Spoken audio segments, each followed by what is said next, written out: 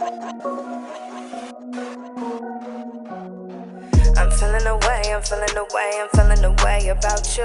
Yeah, I know you're not my lady, but I still call you baby. Arguments going crazy, now you tripping off a new thing, but we ain't even got our own thing. Moving slow in the fast lane, I'm feeling away, I'm feeling away, I'm feeling away about. Welcome back to the Brady Bunch. Hey guys, how y'all doing? Today we have a very special video for you guys. It's a story time. Now, one thing that Bridget and I don't know, you guys can hear her, right? Bridget's still high. Say hi, guys. Hi, babe. I look busted right now, or else I'd be on camera. She does not look busted. She does not look busted. But even still, like Bae said, she's not on camera today for this particular video. We want to make sure that we start, you know, throwing you guys random videos where you can get a little bit of, I guess, each of our personalities separately, together, all those kinds of things. So today I'll be doing a video, and it's going to be a story time. Now this story time is about the time that I saved a man's life. It's real, y'all, okay? So, let me give you a timeline, okay? It's 2013. I was stationed in the military, and I was in South Korea, okay? I was in Area 3, and I was stationed in Camp Humphreys. That was the actual location I was at. Now, if you guys know anything about the military and being in Korea in particular, then you know that out there, when you're stationed out there, they have a very, very strict curfew at the time. South Korea and North Korea, they were still at a ceasefire. And we're talking all the way back from the Korean War. They were still at a ceasefire. So the U.S. military was very, very strict about the curfew because they used to always say bad things happen at night, and they used to feel like if anything ever did pop off, it was going to happen in the middle of the night. Everybody had to be in their rooms by 1. It was extremely strict. If you weren't in your room, you were getting pulled over by the MPs like me, or you were getting in some type of trouble, okay? So that's a very important start to this story. Now, this particular night, I wasn't on duty. I was just going out with a friend. This particular friend, should I give this friend a name? Like just a... Yeah, an alias name. Yeah, like a filler name kind of thing. What should it be? What do you think? Megan. Megan, okay. So this particular friend, Megan, right? Megan and I, back in Korea, we were very close. We spent a lot of time together. She was like my best friend at the time, okay? So Megan and I, we went out to go have some drinks. We went to Yongsan, no, we didn't. We went to, basically, it was around where the Air Force Base was. I cannot remember what that name was, but where the Air Force Base was is where they had the best, like, shopping and stuff like that. So we just wanted to go out, hit the town, get a couple drinks, and come back, right?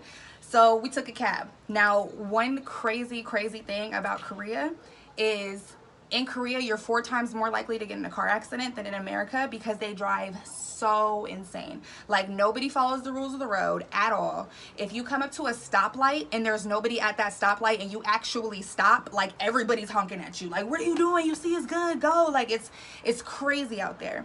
But what's even crazier is the taxi drivers. Yo, they flip corners, they snap, they don't care if you got a seatbelt on or not. Like, it's insane, right? So even still, everybody takes cabs, everybody drives, we just take the risk, whatever. We get in the cab, we go out, we have drinks, everything's great, and then we end up coming back.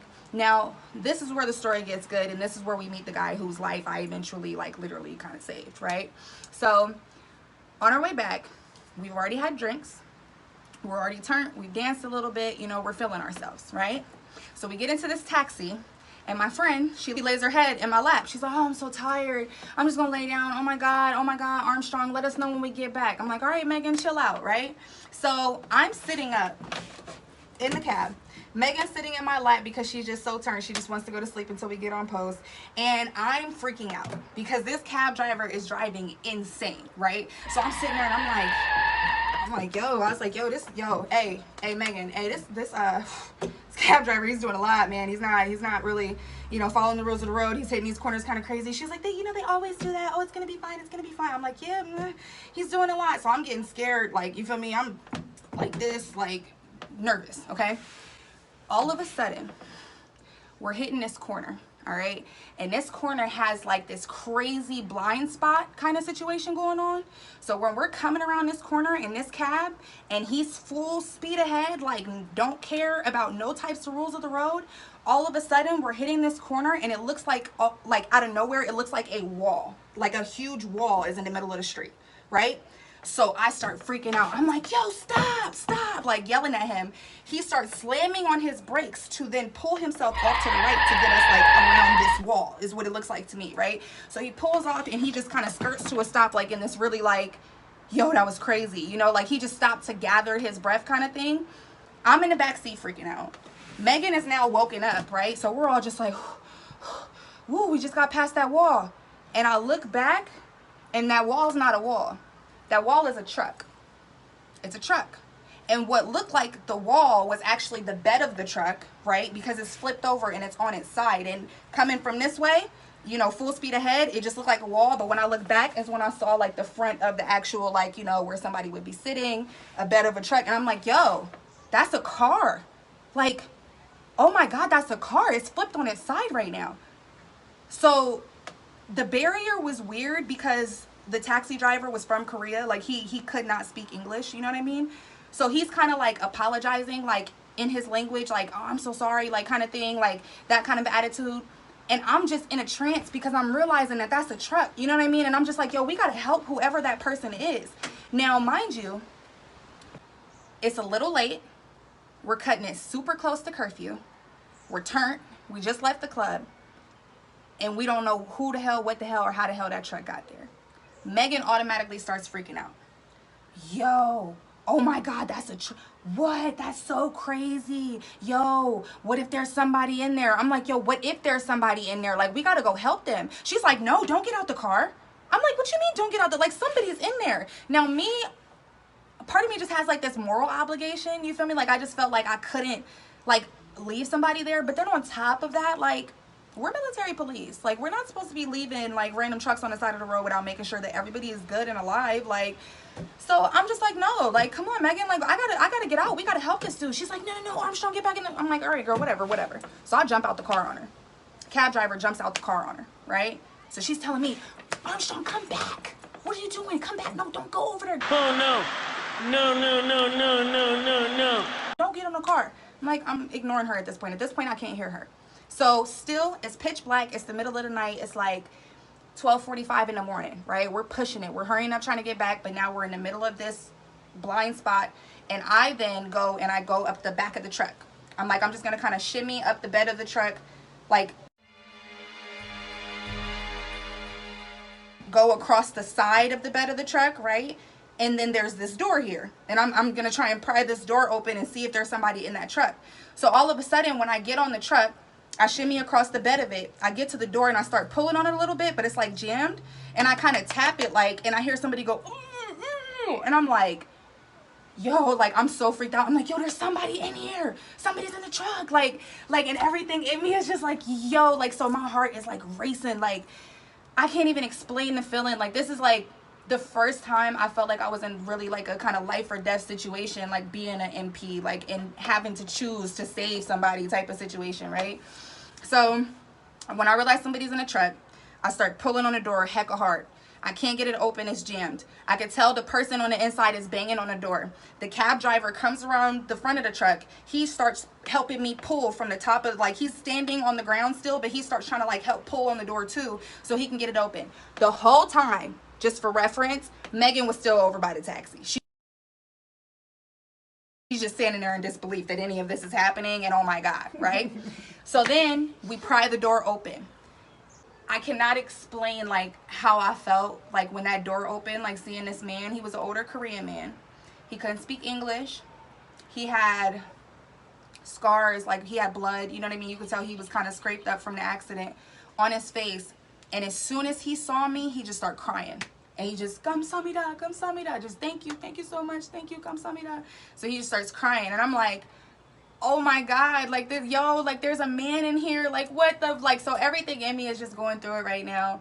And I reach down and I'm like, yo, like, come on, let me help you out. And I pull the man out, and I kind of like pull him out in a way to where I pulled him out, but I guided him like past me. Like I wanted him to get off the truck first, like, and get to safety type of thing. So he gets off, he gets out, he gets off the truck, and he stands down, and he's by the taxi driver at this point. And now they're trying to help me get off the truck. And as they're trying to help me get off of this truck, a car comes flying around the corner right at us. Imagine, because we were the same way. Y'all know how they drive in Korea. car comes flying around the corner. So I start screaming, yo, stop, stop, because I'm still on the top of the truck. I'm the only one still on the top of this truck. The man starts freaking out because he's seeing what's going down. It's a whole car flying at me. He's looking at me. Still, he can't speak a lick of English, but he's looking. I can see it in his face like, oh shit, she's about to get like smacked on this truck. The taxi driver runs to the taxi, starts slamming on the horn. Stop, stop, like trying to get the attention of this person. And when I tell y'all, the distance between them actually stopping and where that truck was when I was still on it, like, yo, like if they would have hit that truck, bro, while I was still on it, bro, like, it was so heavy. So when it was all over, they stopped. We stopped. We just kind of gathered. I mean, like I said, we couldn't even speak the same language. So the guy, like the Korean guy, like he just kept crying and like thanking us for helping him. Like that's all I knew he was saying was 감사합니다. Like he just kept saying thank you. We left him with the people who almost hit me. They started calling the police. We could tell that that's what was happening. And then the taxi driver hurried up and got me and Megan back to post. Now, when we got back to post, within 2 minutes of curfew. So we made it back. We were good. But like for me, like the craziest thing, the two of the craziest follows for this experience was, one, like it just happened. Like for me, like I didn't feel the need to like go tell everybody that this happened. Like it just was something that happened in my life. Like I don't know, like I'm from such traumatizing, crazy things that I sometimes forget that these are like insane moments and I just move along, you know? So with that, like a week later, somebody won an award on post for like getting their friend back to their room drunk. And I was like, yo, I just like saved a dude's life last week. Nobody cares. Another thing that was really, really weird as far as a follow-up was Megan hopped on Facebook before we even closed our eyes that night, yo. She made a post about that long, just talking about how overwhelmed with joy she was for saving a man's life that night, and how, you know, she as well as I assisted pulling this man out of this truck, and she's so grateful for life and what it brings and all this other type. And I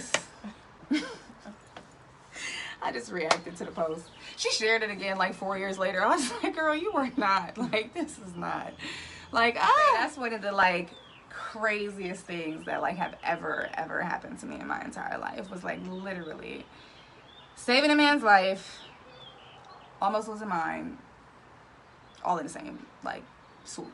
Like it was insane. So yeah, that's it. That is my story. I hope you guys enjoyed it. Like I said, we will be doing more things like this. So every once in a while, I don't know. What story you think you're gonna tell, babe? One of these days. I don't know. I have to think of some things, but I was just over here thinking as you were telling your story. So something's coming. Something's coming. You're just thinking about the good one to bring. Brewing. Okay. Something good. Okay. Yeah. So thank you if you made it to the end of this video. Thank you so much for watching. Oh, if you made it to this end of this video, I want you to comment what you would have said to Megan on that post. Comment that. Make sure you guys like, comment, and subscribe. Yo, happy 6K subscribers. We did that last night, y'all. 6,000. So happy 6,000 subscribers. Welcome to the Brazy Bunch. And yeah, thanks for watching. Bye. Bye.